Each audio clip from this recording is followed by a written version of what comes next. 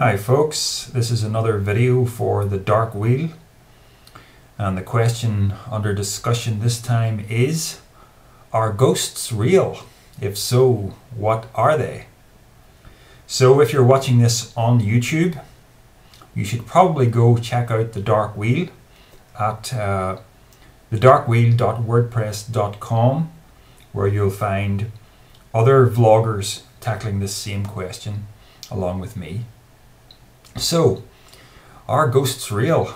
Well, I've had a couple of ghost experiences, but I honestly think they were probably hallucinations. So I'm not even going to bore you with the details of those, but I do have a much more interesting story to tell you about the experience of an old friend of mine from many years ago. We'll call him Tony. Now, this wasn't told to me by him. It was told to me by his younger brother. So because this is a retelling of a retelling, there are probably going to be some things in here that didn't really happen exactly the way I said they happen. But I strongly think that the core elements of this, that's what's really important, and they did happen. So regardless of whatever small details are a little different in the reality, what really happened, well, you'll hear about it in a minute.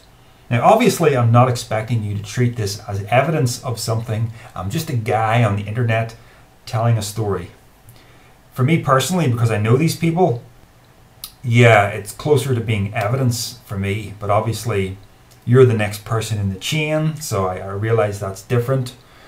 So all I'm really asking you to do is to listen to what I say and to flirt with the idea that this could be true, and let's see what direction it takes us in speculatively regarding the nature of ghosts, spirits, apparitions, hauntings, that sort of thing.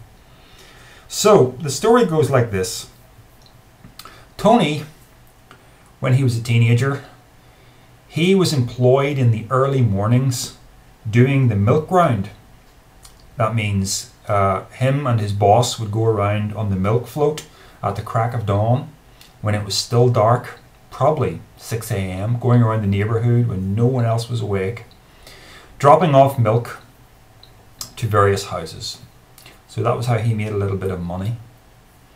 And I like to picture this as a misty morning with the sun hanging very, very low. So it's mostly still, you've got that early morning pre-dawn light. Of course, I don't know exactly what it looks like, but I'm dramatizing this for effect. So anyway, the driver of the milk float, he drops Tony off at the grounds of a local college, which, if anybody locally is watching, it's Portadown College I'm talking about here. So he drops him off with the milk, and he goes off with the milk float and does some other places, while Tony brings the milk up to the college building proper. Now, first of all, he has to walk right around the back of the building to leave some milk at the back. And when he's done that, he comes walking back round to the front of the building, and he's going to leave the rest of the milk directly at the front entrance. So he's not approaching the entrance head on. He's approaching it in a kind of a U-turn. So when he walks around the side of the building, and the entrance doors are just like big sheets of glass, okay? It's not just a single door, it's like it's almost like a wall of glass. He comes around the corner, and as he makes that U-turn and faces the entrance to the building, he's suddenly startled by what he sees, because he was expecting nobody to be there, but what he saw was that the lights were on inside.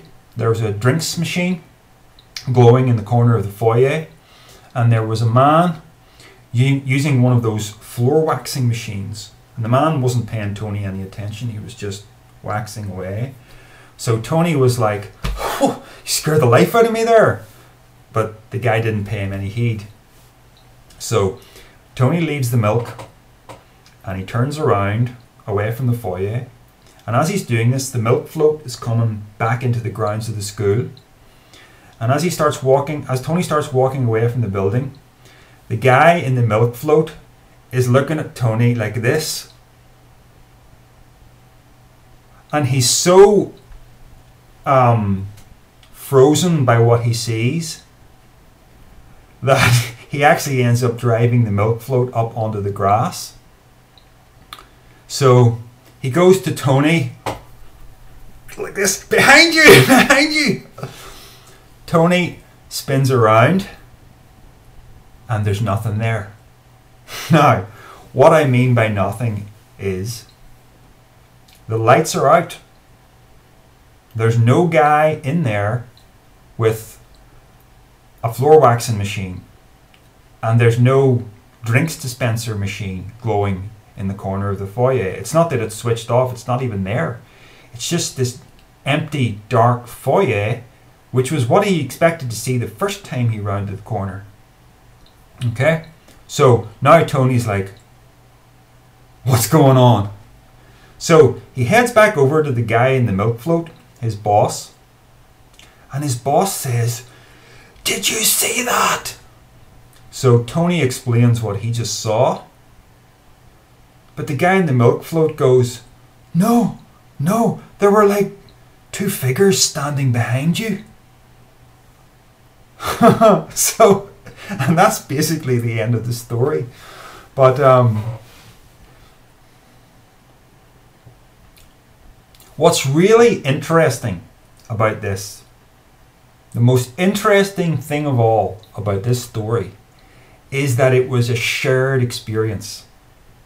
So many ghost stories are things that happen to one person, so it can easily be dismissed as something that only occurs within the confines of your own mind, a hallucination, in other words.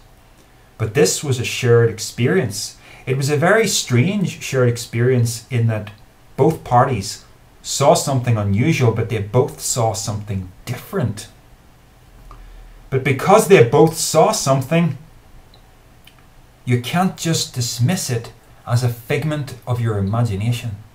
Something objective really happened outside of the subjective universe of one's own mind and imagination.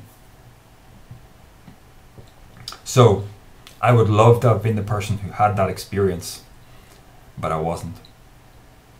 Now, what can we say about the nature of the experience itself? Okay, it seems to be something ontologically real occurred, but does this prove the existence of spirits of the dead, or some kind of otherworldly spirits? When I initially heard this tale told to me, this experience told to me, it seemed the first sort of explanation that occurred to me was that these 2 guys that seemed to be overshadowing Tony, they were somehow projecting an illusion onto Tony, that he saw the guy inside the foyer with the floor waxer and the Coke machine. But I'm not sure that's the case. It might be simpler than that. And this is guesswork, folks. This is guesswork. But for a start, what's the point of 2 guys? What's the point of some spirit showing up to show Tony something so pointless? It didn't mean anything. It was just a guy waxing the floor. So, what it looks to me like, it looks more like an overlap in time. For instance, you don't get a ghost drinks dispenser.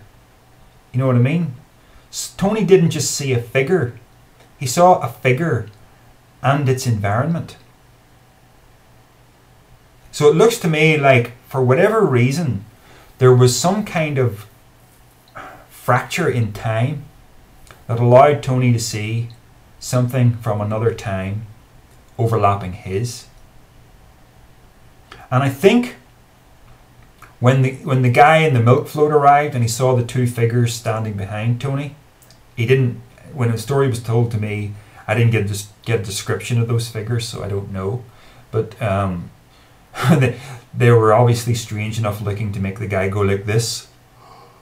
So maybe they were kind of fuzzy in some way. I don't know. But it strikes me that this may have simply been another aspect of the time overlap. That the figures weren't necessarily overshadowing Tony. They just happened to be there. They were just two people at another time standing in that place, and that time was now overlapping with this time. So folks, that's my theory on what ghosts are. It's not original by any means. I can remember watching some old television dramas that kind of tackled ghosts from that angle. If you're over 40 and in the UK, you might remember one called The Stone Tape, which was all about a guy who tried to use stones or minerals from this place where he was excavating. He tried to create some kind of new recording medium out of it because he realized that impressions from the past were somehow being held in the mineral, but he got more than he bargained for. And then there's Sapphire and Steel, which was a show about two sort of otherworldly investigators from some other dimension who came and tackled ghosting phenomena. And sometimes this phenomena really was just kind of time overlapping in strange ways. So it's not original. But who knows, maybe there is a realm around us, a hidden realm populated by consciousness of one kind or another. I gotta say also that I am projecting my own personal philosophy onto my interpretation of this. So in my philosophy, when you die, you're dead. I don't think there is an afterlife for the ego, for the individual consciousness with its personality and memories. I think that's all brain-based, and I think it dies at death. But in another theory that is at least sort of semi-compatible with that, perhaps reality could be modeled slightly differently, in that the reality that you see around you is a kind of everything is crystallized, everything works by clockwork. You can't make things happen that you just want to happen. For instance, if you just want to rise up into the air and fly, you can't do that because the laws are very crystallized here. But you could perhaps model reality as surrounded by a subjective universe. The objective universe is surrounded and interpenetrated by the subjective universe. Now, we all seem to have our own subjective universe, which is the world inside your head, including your imagination. And I suppose it's possible that when we dream, we don't really dream inside our heads. When we dream, consciousness is freed from the objective universe to go play in the subjective universe. And it's quite possible that our subjective universes are interlinked in some way. They are separate in the sense that when I dream, you're not in my dream and I'm not in your dream, but perhaps there is a degree of overlap. And in fact, the practice of magic could be defined as getting your subjective universe to overlap onto the objective universe. That's certainly how psychokinesis has worked for me. You're imagining the psi wheel spinning and you're projecting your will upon it, and on occasion it does what you want it to do. It's as if the subjective universe can influence the objective one. So which is more real? That's an interesting question, isn't it? So it appears that Tony had an experience of the subjective universe overlapping with the objective in a way that currently defies a complete and coherent rational explanation, but is no less real for lack of an explanation. I wonder sometimes even, you know, like I've lost both my parents, my mum and dad are both dead. Strangely, you know, when my mum died, the amount of times I dreamt about her, a lot. Of course, that's understandable because you miss her and you're grieving and everything. And again, when my dad died, I dreamt about him, and the dream was so strange. You know, my dad showed up in my dream without any arms, and that may have some kind of symbolic meaning. I don't know, but he was there. So when dead loved ones show up in your dreams after they die, or not long after they die, is that because there is some lingering personality still hanging around in the subjective universe that gets to interfere with your subjective universe? I don't think this proves the existence of souls. I think this is more like a shade, you know, just like a kind of fragmented version of a personality that hasn't quite managed to dissipate yet after the death of the human organism. I don't think anything here is built to last. I've talked about the afterlife and stuff in other videos. I won't elaborate here because I don't want this to get too long. Anyway, those are my thoughts on the phenomenon that we call ghosts.